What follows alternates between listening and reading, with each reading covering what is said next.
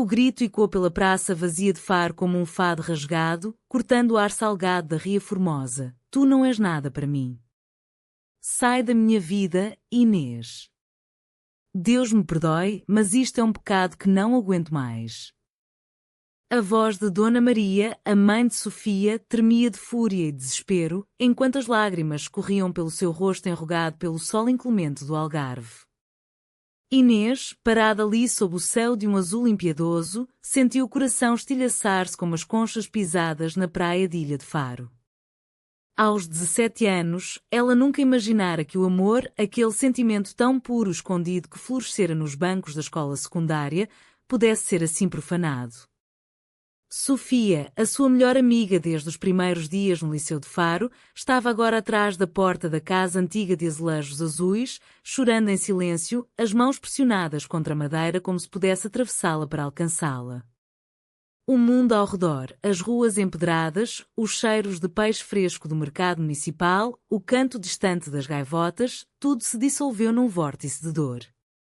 Como é que uma amizade inocente, tecida com risos partilhados nas aulas de história sobre os descobrimentos e passeios clandestinos pelas falésias douradas, chegara a este abismo? Inês apertou o colar de conchas que Sofia lhe dera num verão passado, um talismã de promessas sussurradas ao luar, e jurou para si mesma: eu volto por ti. Nem o mar nos separará. A história de Inês e Sofia começara como tantas outras em Faro, essa joia escondida no extremo sul de Portugal, onde o Atlântico beija a terra com uma ferocidade gentil, moldando falésias de arnito vermelho e lagunas de água cristalina. Faro não era Lisboa com os seus bondes amarelos e o Tejo eterno, nem Porto com as suas pontes de ferro e vinhos rubi, era um lugar de ritmos lentos, de famílias pescadoras que se reuniam à mesa para bacalhau à brás e histórias de sereias que encantavam marinheiros. Inês Oliveira crescera na periferia da cidade velha, numa casa modesta de paredes caiadas, filha de um oleiro que vendia jarros no mercado e de uma costureira que bordava rendas inspiradas nos motivos mouriscos deixados pelos árabes séculos antes. Aos 14 anos, Inês era uma rapariga de olhos verdes como as oliveiras centenárias do interior algarvio, cabelos pretos longos que dançavam ao vento das brisas marítimas e uma curiosidade insaciável pelo mundo além das muralhas medievais de Faro. Ela sonhava em ser escritora, tecendo contos sobre as rainhas de Portugal que desafiaram reis, inspirada nas lendas que a avó lhe contava ao pé da lareira, com o crepitar da lenha misturado ao aroma de chá de erva doce. Sofia Mendes, por outro lado, era o oposto luminoso, morena como as noites de verão, com sardas espalhadas pelo nariz como constelações no céu de agosto e um riso que ecoava como o sino da Sé de Faro ao meio-dia.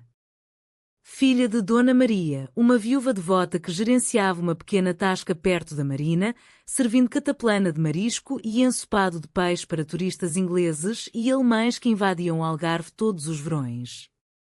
Sofia ajudava a mãe desde cedo, aprendendo a enrolar pastéis de nata com a precisão de uma dançarina de fado, mas o seu coração batia mais forte pelas aulas de arte no liceu, onde desenhava as curvas das falésias e os padrões dos azulejos das igrejas.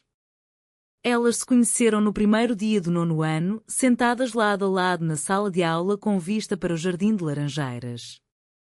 Inês, tímida, derrubara os tojos de lápis, e Sofia, com um sorriso que iluminava o quarto como o sol poente na praia de Faro, ajudara-a a recolhê-los.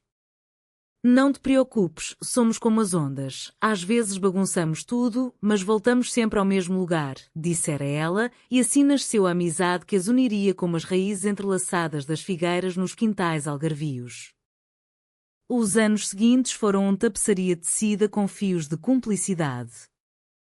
Juntas, exploravam os segredos de Faro, o Arco da Vila, portal gótico que sussurrava histórias de invasões mouriscas, o Museu Municipal, repleto de ossos de dinossauros fossilizados nas falésias, prova de que até a terra guardava amores antigos. Nos fins de semana, fugiam para a ilha deserta, remando num barquinho alugado, onde comiam sandes de chouriço e contavam segredos ao som das ondas. Inês confidenciava os seus medos de um futuro incerto, e se eu for para Lisboa estudar literatura e tu ficares aqui a ajudar a tua mãe na tasca? E Sofia, com a mão no ombro dela, respondia: então eu sigo-te, Inês. Somos como o fado, tristes quando separadas, mas eternas juntas. Não havia ainda um nome para o que sentiam, apenas um calor que se instalava no peito quando os olhares se cruzavam durante as aulas de português, recitando Camões e os seus sonetos de amor proibido. Aos 15, num festival de verão na Praça de Touros de Faro, onde touros não morriam, mas dançavam com capotes vermelhos em honra da tradição pacífica do Sul, Sofia dera a Inês o colar de conchas, colhidas na maré baixa. Para que o mar te lembre de mim, murmurara, e naquele toque fugaz de dedos, algo despertara, um flutter como as borboletas monarca que migravam pelo Algarve em outono. O crush escondido brotou devagar, como uma alfarrobeira que se ergue no areal seco. Começara com bilhetes passados na sala de aula, desenhos de corações entrelaçados com âncoras de barcos de pesca, escondidos em livros de Eça de Queiroz. Depois, nos passeios noturnos pela Marginal, onde as luzes dos restaurantes refletiam no canal da ria, elas sentavam-se num banco de pedra, ombro a ombro, e as conversas viravam confissões. Sabes, Inês, às vezes sinto que o mundo é pequeno demais para o que há no meu coração, confessara Sofia uma noite, o vento salgado despenteando os seus cabelos. Inês, com o coração aos saltos como um peixe na rede, respondera apenas com um abraço, o primeiro que durara mais que segundos, cheirando a lavanda do sabão da mãe de Sofia e ao sal do mar. Elas não se beijavam, não ainda, mas os toques eram promessas, mãos que se demoravam na dobra do cotovelo, olhares que se perdiam em silêncios carregados de saudade antecipada. Em Faro, onde a sociedade ainda ecoava os ecos católicos das procissões de Nossa Senhora da Conceição, com velas tremulando e hinos entoados em latim, o amor entre duas raparigas era um segredo guardado como os vinhos envelhecidos nas caves do interior. Dona Maria, com a sua rosário sempre ao pulso, falava de casamentos tradicionais, de rapazes fortes como pescadores para dar netos à família. O pai de Inês, com as mãos calejadas da argila, sonhava com uma nora que ajudasse na oleira. Mas Inês e Sofia navegavam esse mar de expectativas como contrabandistas astutos, roubando momentos nos jardins escondidos do convento de Faro, onde monges outrora rezavam e agora flores silvestres sussurravam liberdades. A pressão social insinuou-se como a névoa da manhã na laguna, primeiro sutil, depois sufocante. No liceu, os rumores começaram quando uma colega, a ciumenta Ana, vira Sofia emprestar o casaco a Inês num dia de chuva torrencial. Um gesto para elas era ternura, mas para os outros, suspeita.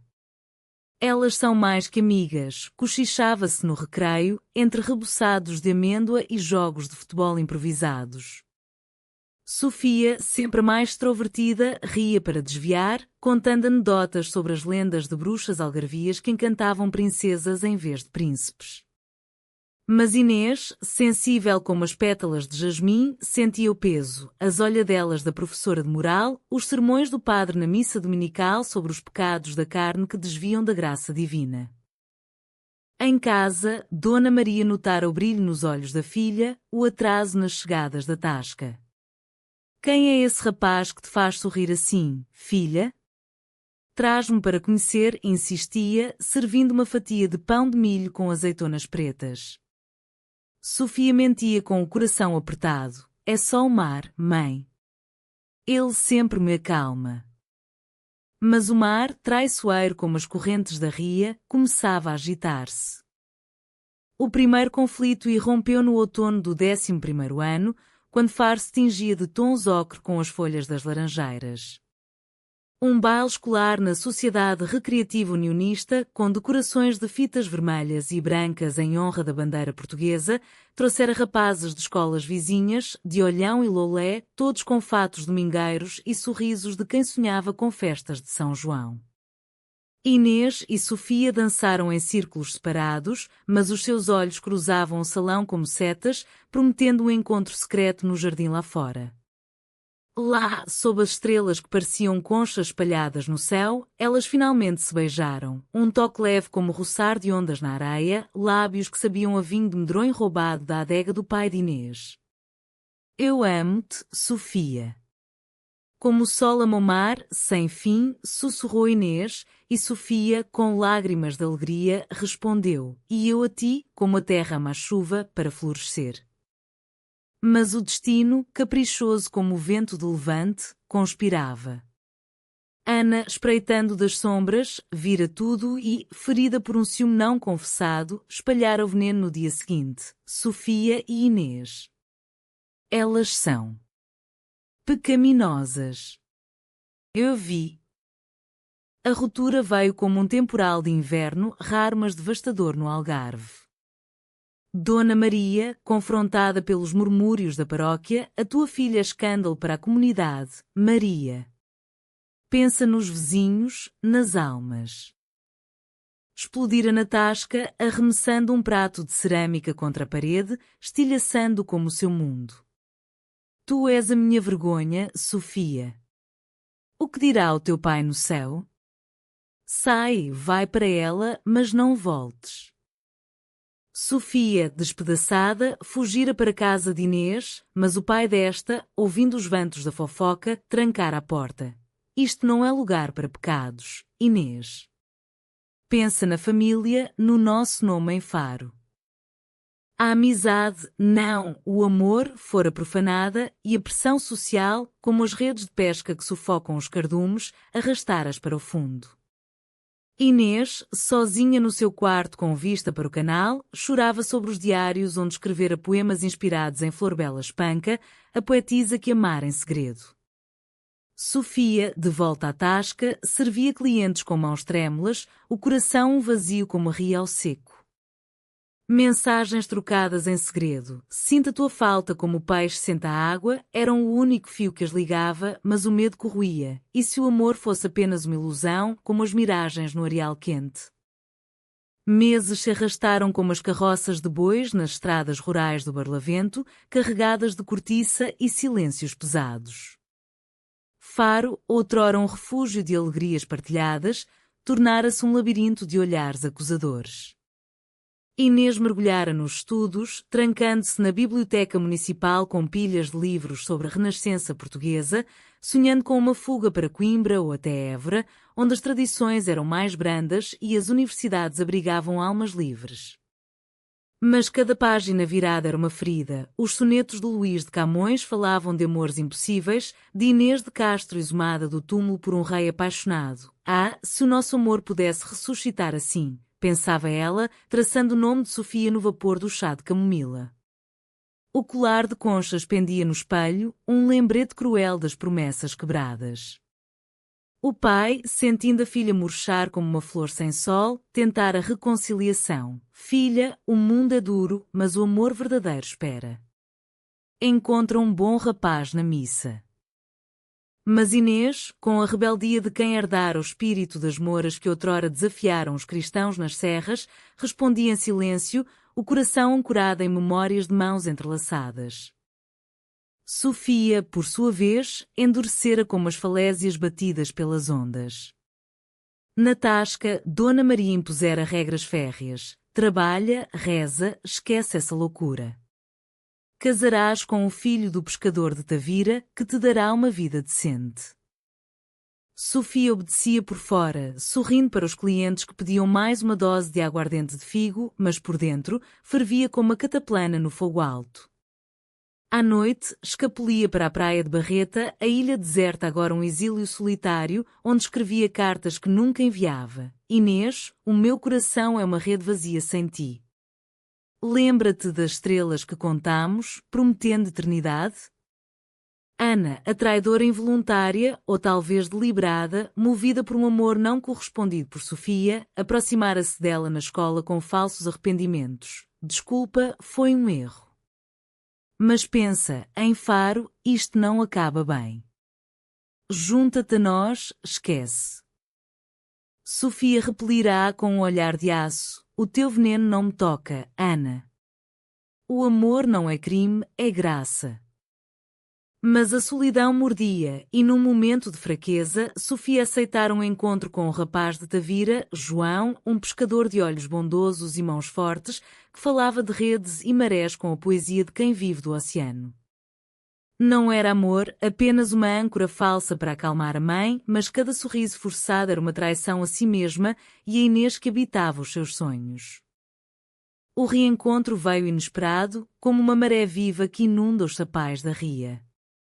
Era primavera e Faro celebrava o Festival das Flores, com ruas enfeitadas de guirlandas de buganvílias e jasmins e concertos de guitarra portuguesa e quando das varandas. Inês, voluntária na organização, arrumava mesas na praça de Dom Francisco Gomes quando viu Sofia passar, carregando cestos de pão de alfarroba para a tasca. Os olhos se encontraram através da multidão, um turista inglês com um chapéu de palha, uma avó vendendo figos secos, e o tempo parou como o sino da catedral ao meio-dia. Sofia, murmurou Inês, largando as flores, e Sofia, deixando cair um cesto, correu para ela, abraçando-a ali mesmo, sob os olhares curiosos. Eu pensei que te perdera para sempre, soluçou Sofia, o cheiro de pão quente misturando-se ao perfume de lavanda de Inês. Elas se afastaram para um beco estreito atrás da sé, onde azulejos desbotados contavam histórias de santos e mártires. Eu tentei esquecer, mas não consigo. És a minha alma, Inês, confessou Sofia, e Inês, com lágrimas, respondeu, e tu a minha. Mas como? A cidade inteira sabe agora. Ali, naquele recanto sagrado e profano, elas se beijaram de novo, mais profundo, um beijo de fome e saudade, saboreando o sal das lágrimas e o doce das promessas renovadas. Decidiram, fugiriam após o fim do ano letivo, para Lisboa, onde o anonimato das multidões as protegeria. Mas o destino, tecelão cruel como as parcas das lendas gregas adaptadas pelos trovadores medievais, tinha outros planos. João, o pescador e namorado de verdade por Sofia, ouvira os rumores e, num acesso de ciúme alimentado pelo vinho de verão, confrontara Dona Maria. Ela ama outra, não a mim. Eu vi-as na praia, abraçadas como amantes. A traição, não de Sofia, mas do mundo ao redor, explodiu como um petardo na festa de Santo Antônio. Dona Maria, enlouquecida de raiva e medo pela reputação da família, invadiu a casa de Inês ao anoitecer, com uma multidão de vizinhos curiosos atrás, como numa procissão invertida de julgamento. Afasta-te da minha filha, demónio! Isto é obra do mal, gritara ela, batendo à porta com um rosário como arma. O pai de Inês, protetor mas preso às tradições, arrastara a filha para dentro, murmurando desculpas. É melhor assim, filha. O amor passa. Sofia, acorrentada em casa pela mãe, ouvira os gritos da janela, o coração rasgado como uma vela no temporal.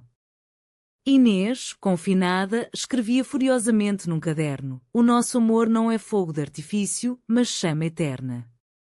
Voltaremos, Sofia, como as andorinhas a far na primavera. A separação física alimentou o fogo interior. Inês, matriculada numa escola interna em Évora para acalmar os ânimos, viajava de autocarro pela A2, deixando Faro para trás como uma concha abandonada na areia.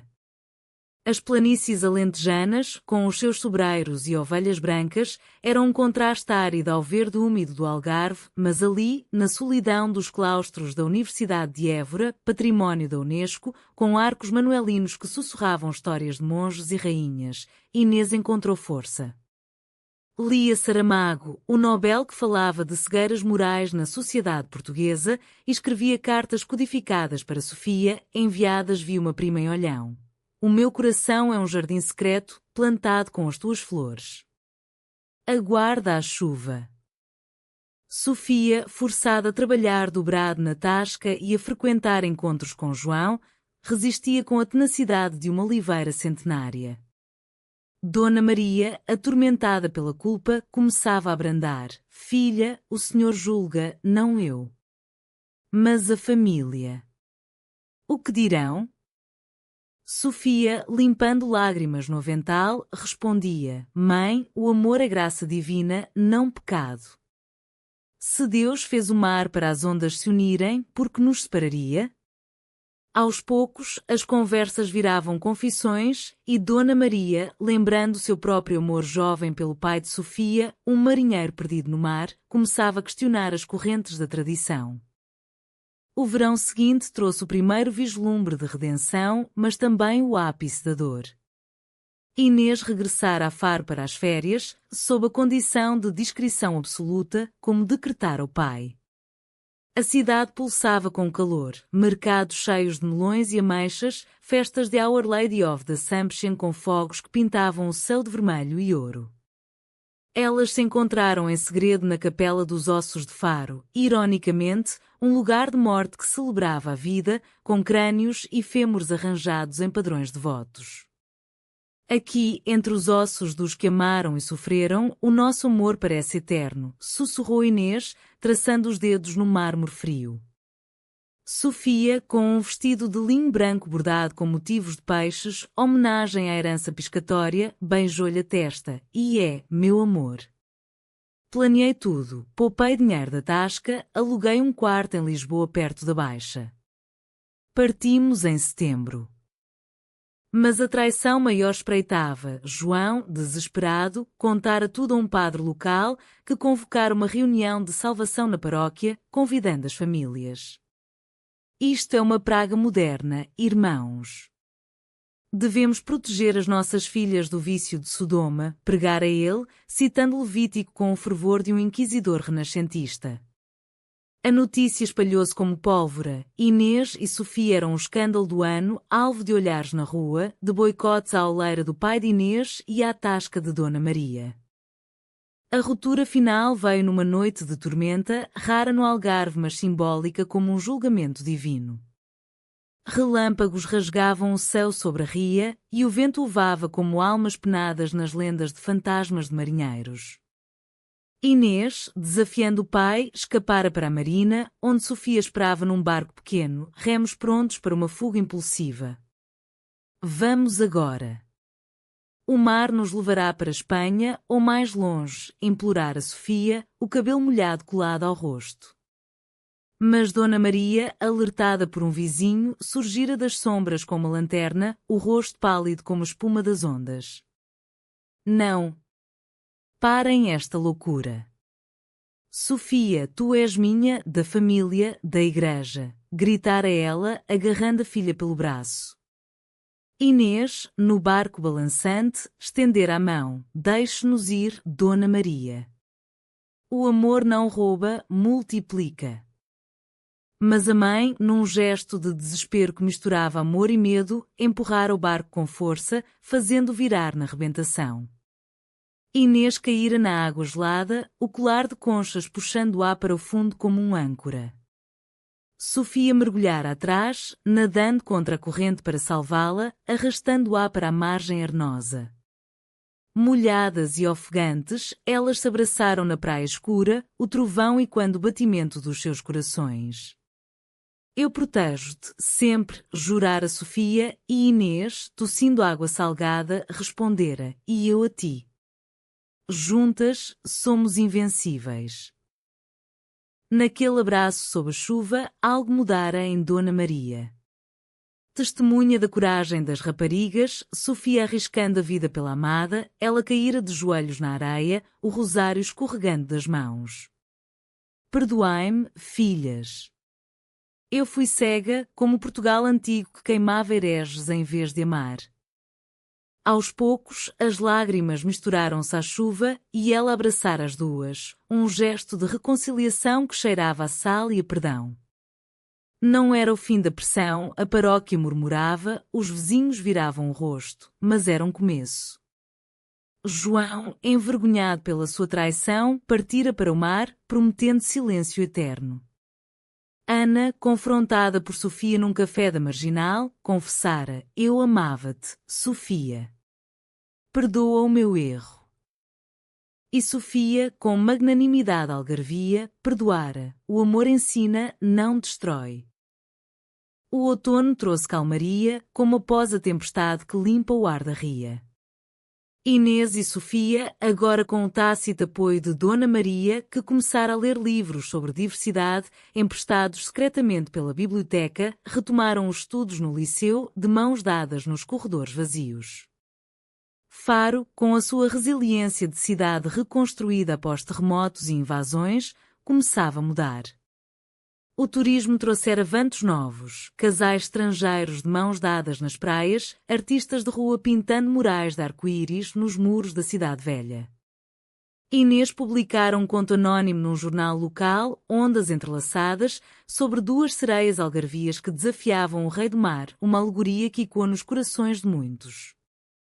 É tempo de Portugal abraçar todos os amores, como abraça o sol a todos os campos, escrevera ela, inspirada nas reformas sociais que, em 2025, viam o país avançar em direitos LGBTQ+, comparadas em Lisboa e Porto cada vez mais vibrantes. Mas o verdadeiro teste veio com o Natal, época de família e tradição em Faro. As ruas enfeitavam-se com presépios vivos na praça do município, onde pastores encenavam a natividade com ovelhas reais e o cheiro de castanhas assadas no ar. Dona Maria convidara Inês para a ceia na tasca, transformada em salão festivo com ramos de alecrim e velas tremulando como estrelas. O pai de Inês, relutante mas tocado pela mudança na viúva, juntara-se, trazendo uma jarra de barro cheia de azeite virgem. Pela primeira vez, sentaram-se à mesa como uma família estendida, bacalhau cozido com grão de bico, rabanadas polvilhadas de canela e o vinho de loulé fluindo como conversas sinceras. Eu errei, julgando que não compreendia, confessara Dona Maria, erguendo o copo. O amor de vocês é puro, como o de Maria e José, guiado pela fé, não pela tradição cega.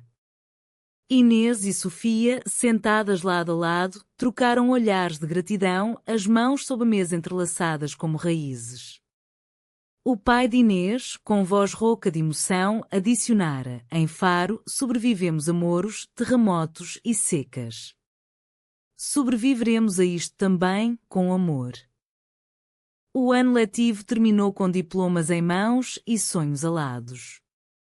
Em vez de fugir para Lisboa, elas escolheram ficar, plantar raízes em Faro, transformando o segredo em luz.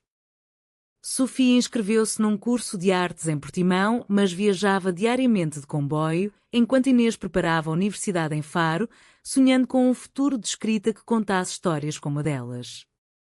A proteção mútua tornara-se o alicerce. Inês defendia Sofia dos resquícios de murmúrios na tasca, respondendo com poemas recitados em voz alta. Sofia, por sua vez, acalmava as dúvidas de Inês com desenhos delas duas como deusas do mar, abraçadas em conchas gigantes.